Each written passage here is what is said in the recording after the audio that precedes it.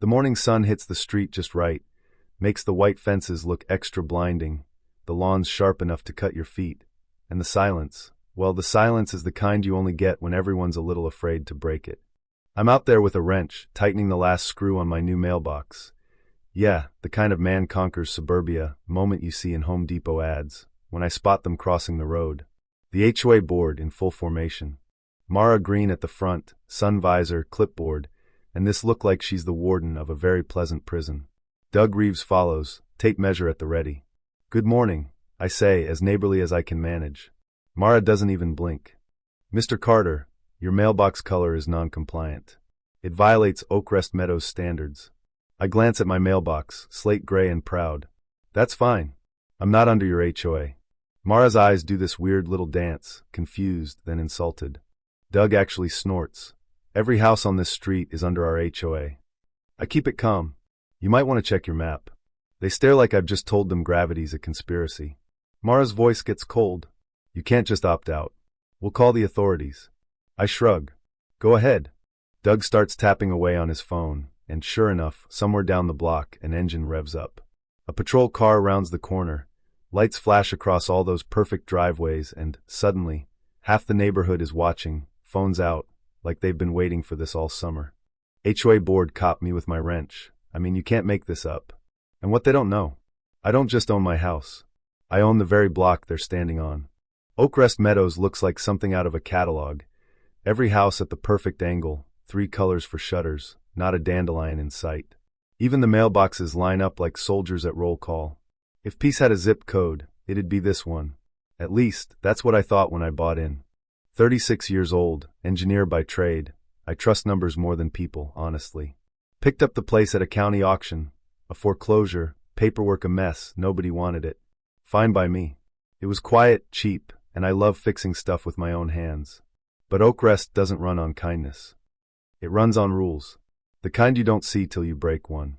People here wave, but their smiles snap off fast. Sprinklers pop up on the dot, every morning, like the whole street's on one timer. And at the center of all that order is Mara Green. If Oakrest had a throne, she built it out of photocopied bylaws. Mid-50s, always linen, clipboard gripped like it's the U.S. Constitution. She's not elected. She's enthroned. People say she's been HOA president since the first moving truck rolled in. Community standards are non-negotiable. That's her slogan. Behind Mara is Doug Reeves, the treasurer. Think human measuring tape, measuring self-worth by how many fines he can issue before lunch. Doug's the echo to Mara's thunder, always nodding, always clicking his pen, always ready to remind you that rules keep us safe. My first week, I find a note taped to my garage. Welcome to Oakrest Meadows. Please remember all trash bins must be hidden from street view at all times. 2 days later, another note. Your porch light appears to be 25 watts above community standard. I hadn't even unpacked, and already, I'm on their radar. Didn't bother me. I've lived in cities. I've worked for bosses who think control equals competence. Mara and Doug? Just suburban middle management with better lawns. But it's the tone, you know. Every friendly reminder carries the same message. This isn't just your home, it's ours, and we decide how you live in it. Neighbors play along to avoid trouble. They call Mara helpful, Doug dedicated, but you can see the tension. Garage doors close a little faster when her SUV cruises by. Me? I don't like being told what to do. Not out of pride, just habit. I build things that have to hold up under pressure, and I live the same way. Quiet, measured, independent. That's why I picked the house at the edge, tucked up against a slice of county greenbelt. Not much, but it gave me space. I could step into my yard and hear birds, not HOA drama. But the signs were always there. Sideways stares when I parked facing the wrong direction, warning emails in my inbox. Not open hostility, just disapproval, polished to a high shine. Oakrest is a place that looks perfect from the sidewalk, but underneath? It's control, dressed up as community. And here's the thing, perfection here isn't something you achieve, it's something you owe. I find that out on a Tuesday morning, envelope in my mailbox. Oakrest Meadows HOA official notice. I actually laugh when I open it. Bold print up top, violation 00001, unauthorized mailbox design. According to the letter, my new slate gray mailbox fails the color standard outlined in Section 5, subsection D. I haven't even unpacked my toolbox, and I'm already in a subsection. Thought maybe it was a mix-up, wrong address or something. But nope, my name's right up top, Ethan Carter, 2049 Oakrest Lane. They give me a deadline. Repaint or replace within 7 days or it's $75 a day. The signature? Mara Green. Not a mistake, a warning. Curious, I dig out the welcome packet they stuffed in my mailbox. Glossy map inside, Oakrest Meadows jurisdiction, Phase 1 and 2. Every property outlined in yellow. I trace the line, find my lot, the very last one near the tree line. But there's a faint gray boundary, almost invisible. To an engineer's eye, it's obvious. My lot pokes out past the HOA border by a thin strip. Just to be sure, I call the number on my county deed. Janet, a clerk at Property Records, picks up. I ask, is 2049 Oakrest Lane under Oakrest Meadows HOA? She types then, no actually. Your property sits just outside the charter boundary. According to our records, it's county unincorporated zone. 27 feet outside, to be exact. So, I'm not under the HOA? That's correct, sir. They can't issue violations or collect fees from your parcel. Best call I've had in weeks. Relief hits hard. All those notes and warnings. Noise. The kind you can mute once you know where the switch is. That piece lasts 6 hours. By dinner time, my phone pings. Urgent. Failure to comply with community standard. From Mara. Despite multiple notices, you continue to display a mailbox that violates community color guidelines. The board has voted to escalate this matter under the Community Annexation Clause, Section 9D, granting jurisdiction over adjoining parcels with visible frontage. Immediate compliance, or legal escalation, and involvement of local authorities. The Annexation Clause, imagination with a letterhead. But the threat's clear. This isn't about a mailbox, it's about control. And I just challenged the queen on her chessboard. I print Janet's email from the county and stick it in a folder labeled HOA Correspondence. Old engineering habit, document everything. The sun sets behind rows of perfect houses, and I stand in my yard, eyeing that invisible line, 27 feet, that made me a problem. Not angry, just curious. How far will they go to prove they own something they don't? By week's end, the friendly reminders turn to fines. Yellow envelope taped to my door. Penalty notice, day 3 of noncompliance. By lunch, another email. Day 4, $1.75 accrued. Failure to pay may result in a property lien. I'm not sure whether to laugh or frame it. Every day, another board member happens to walk by, snapping pictures of my mailbox, my lawn, my driveway. Then I see it. Someone posts a photo of my front yard on the HOA's online forum. Non-compliant property threatens Oakrest aesthetic. My address cropped out, but it's obvious. That's when the neighbors start whispering. When I wave during a morning walk, people barely meet my eyes. One woman crosses the street instead of passing my house. Then an anonymous note in my mailbox. They did this to the Wagners too. Don't back down. So I don't. I print everything, violation letters, emails, screenshots from the forum. Pull out the plat map, cross-check it with the county database. If they want a legal fight, I'm bringing the rule book. First weird thing I notice? The HOA charter was last updated in 2018, the year they tried to expand, but there's no record of it ever being finalized. Pending submission. 6 years later, still pending. Which means they've been enforcing rules outside their boundary for half a decade, and nobody bothered to check. I take it to the county in person. The registry office smells like old coffee and paper. The guy behind the desk, wireframe glasses, surrounded by maps, asks what I need. I'm trying to confirm Oakrest Meadows ever filed their 2018 annexation. He types frowns. Nope. Their proposal was returned for revision and never resubmitted. Officially, their boundaries haven't changed since 2010. He spins the monitor. My lot is outside the shaded HOA area.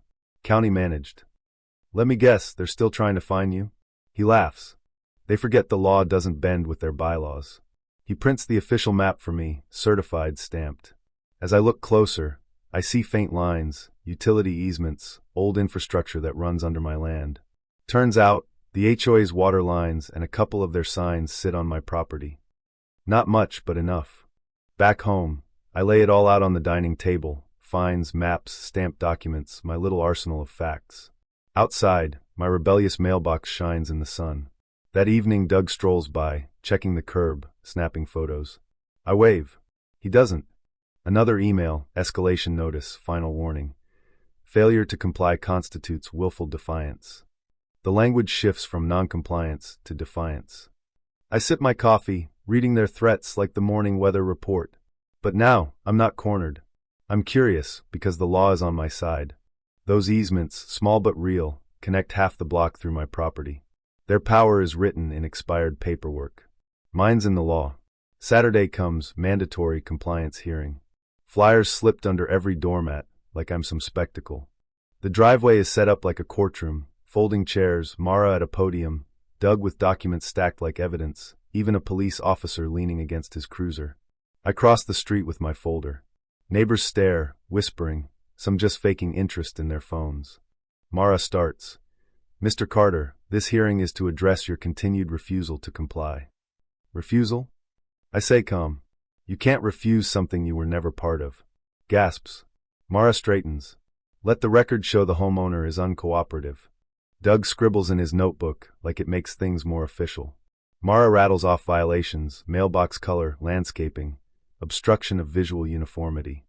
Obstruction of what? I ask. Uniformity, she repeats. It sustains our property value. Before she gets too far, I ask, Mara, under which recorded covenant are you enforcing these rules? Murmurs. Mara blinks. All of them. That's not an answer, I reply. The last valid county filing was 2010. No annexations, number 2018 amendment. Unless you invented new paperwork last night, your authority stops 27 feet short of my mailbox. Doug shifts. We've been enforcing these standards for years. Doesn't make them legal, I say, just means no one checked. The officer leans in, curious. Mara's voice starts to shake. You are undermining community order. We won't tolerate rebellion. I chuckle. I'm just asking you to follow your own rules. Some neighbors smile. Mara snaps at Doug to read the annexation clause. He starts, but I cut in. May extend, not does, and only if filed and approved, which it wasn't. You can't annex land by pretending it's yours. The crowd wakes up, whispers, a couple, he's right. Mara slams her binder. This is not a debate. You will repaint or face legal consequences. Doug adds, we'll call law enforcement. I look at the officer. Maybe you can clarify? The cop takes my papers, reads, and after a moment, turns to Mara. Ma'am, he's right. His property isn't under your HOA jurisdiction. Doug just wilts. The HOA can't enforce rules on property it doesn't govern. Mara tries to recover, says they'll pursue annexation retroactively. I laugh. Good luck. The county rejected that 6 years ago. People actually laugh. The officer says, I advise against any further contact until you confirm your standing. Don't involve law enforcement unless it's an emergency. He turns to me. Document everything. Already have, I say. As his cruiser drives away, the neighborhood feels lighter. Mara stands frozen, Doug's clipboard slipping. The board members scatter. Mara turns back. You think this is funny? You think you can humiliate me? I shake my head. You did that yourself. Her lips tremble, but she just marches off, Doug chasing after her. Betty Walsh, neighbor since forever, steps up. I always knew she'd pick the wrong fight one day. I just smile. Guess I gave her the chance. From then on, things shift. No more fines, no more letters. The silence isn't peace, it's a storm building. I use that time to dig through county auction listings. 3 parcels up for bid, retention pond, walking path, utility buffer, all inside the HOA's common areas. But legally, they'd slipped through the cracks, never transferred from the defunct developer. I win all 3 at auction. The clerk smiles. You know what you're doing, right? I nod, but honestly, I'm just hoping for some clarity. At the next HOA meeting, I show up with my lawyer and the sheriff. Mara's already fuming. I lay the deeds on the table. These parcels are now mine. The board freezes. Mara sputters. My lawyer confirms, the sheriff backs him up. You've been operating on land you don't own. Mara tries to call it extortion. My lawyer says, no, just ownership. The county recognizes it. The neighbors start to smile, to laugh. I tell the room, I'm not shutting this down, just asking you to dissolve your claim over land you never owned. It's quiet, but it's relief. Mara whispers, you're doing this to humiliate me. No, Mara, you did that by calling the cops instead of checking a map. That gets the biggest laugh of the day. After that, the HOA crumbles. Mara sells her house, Doug resigns, the website goes dark. The neighborhood is different. People talk, they wave, they ask about the park, the trail. I donate a slice of the common parcel for public use. On the new bronze plaque at the park gate, I carve, "Respect is stronger than rules." Summer comes, wildflowers bloom in yards that once only allowed roses. Banana bread and barbecue, not warnings and fines. The only rule left is trust. And as the sun sets on mismatched mailboxes and free laughter, I realize peace never needed permission. It just needed people willing to claim it. So tell me, have you ever gone up against power pretending to protect you? Ever had to fight for the right to just live your own life? Share your story below. Because sometimes justice doesn't roar, it just stands its ground, waiting for the sunlight to prove it was right all along.